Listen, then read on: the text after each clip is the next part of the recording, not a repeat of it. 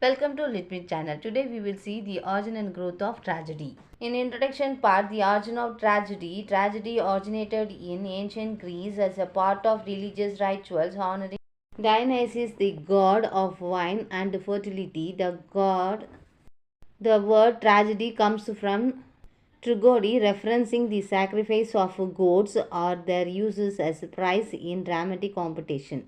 The role of Dionysian festivals, initially performed as dithyrambs, choral hymns sung and danced by chorus, tragedy evolved into the structured form with Thespis introducing the first actors, transforming the rituals into dialogue based growth and development in Greek drama. Greek tragedy reached its height with playwrights like Aeschylus, Sophocles, Euripides.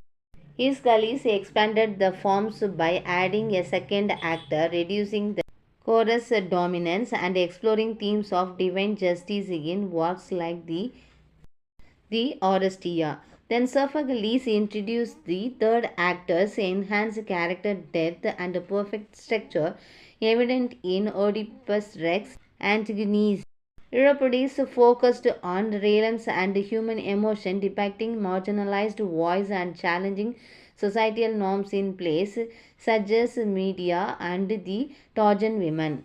The decline of Greek tragedy. The golden age of Greek tragedy declined in the 4th century BCE due to the Athens' political instability after the Peloponnesian War and the rise of comedy by playwrights like Aristophanes and Menander. The tragedy lost its central place in cultural lives as societal preference shifted towards lighter entertainment. Roman tragedies and the Senecan's influence. The Renaissance revival. During the Renaissance, tragedy experienced a revival with the Elizabethan and Jacobean playwrights adapting classical principles to new contexts. Shakespeare's tragedies such as Hamlet, Macbeth, and King Lear, introducing multi-faced character subplots and a blend of tragic and comic elements while maintaining Aristotle's ideas of Hamarita and catharsis. In Jacobean playwrights like John Webster, the Duchess of Malfi, and Thomas Middleton, Changeling darkened tragedy, exploring themes of corruption, violence, and moral decay. In modern tragedy, in the Enlightenment, tragedy becomes more restrained and focused on moral instructions as seen in the neoclassical works of Racine. The 19th century brought Romanticism, emphasizing individuality and emotional depth, exemplified by Goethe's fast realism and naturalism, later emerging with playwrights like Ibsen and Chekhov, shifting a tragedy into domestic and social spheres. In the 20th century and 21st century, modern tragedies like Arthur Miller, Death of a Salesman, and Tennessee Williams, A Street Cat Named Desire, societal pressures and ordinary lives. In contemporary tragedies, often blend traditional elements with experimental and postmodern forms, delving into human sufferings and resilience. Let's recall the chapter. What role does unity play in the tragedy? Unity of plot, dictions, and spectacles, ensuring the story coherence and enhance its aesthetic appeal. Why is character secondary to action? Action reveals a character's moral and ethical disposition, making it essential to the plot.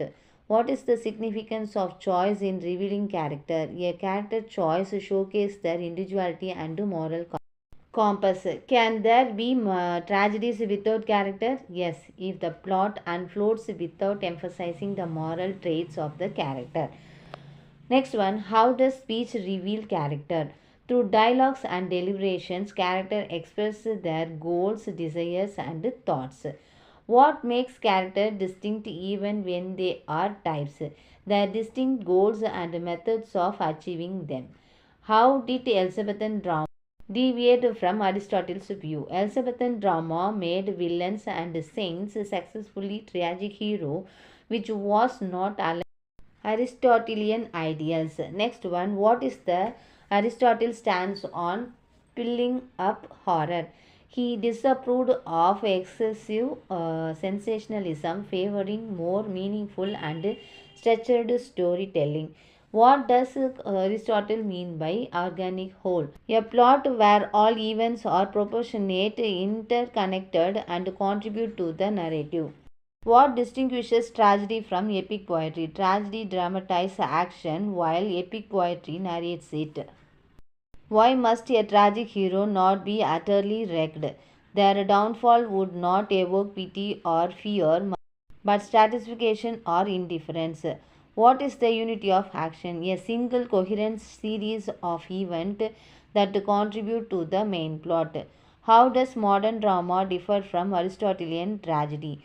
Modern drama often portrays ordinary individuals as a tragic hero instead of notable ones. Why does tragedy appeal to human emotion? It reflects life pain and struggles, evoking empathy and emotional engagement. What is the relationship between tragedy and morality? Tragedy aligns with moral values, offering refined pleasures through meaningful narratives. How does tragedy correct emotional response? By guiding the audience to proper emotional understanding through catharsis. What is the role of spectacles in tragedy? Spectacle enhance the visual and the aesthetic aspects but remains secondary to the plot. What is the Aristotle means by serious action? The actions with profound moral, emotional and societal implication. How does the satisfying end functions in the tragedy? It provides closure and completes the tragic action in the meaningful way. Why does Aristotle emphasize probability and necessity in plots? To ensure logical and believable events that resonate with the audience. How is a tragic plot logical? Events follows an inevitable sequence, creating a sense of coherence. What is the beginnings of the tragic plot? The starting point that is independence and set the stage for the subsequent event. Why is length important in the tragedy? Appropriate length allows the plot to develop fully and deliver its emotional thematic impact. Thank you viewers. Thanks for watching this video.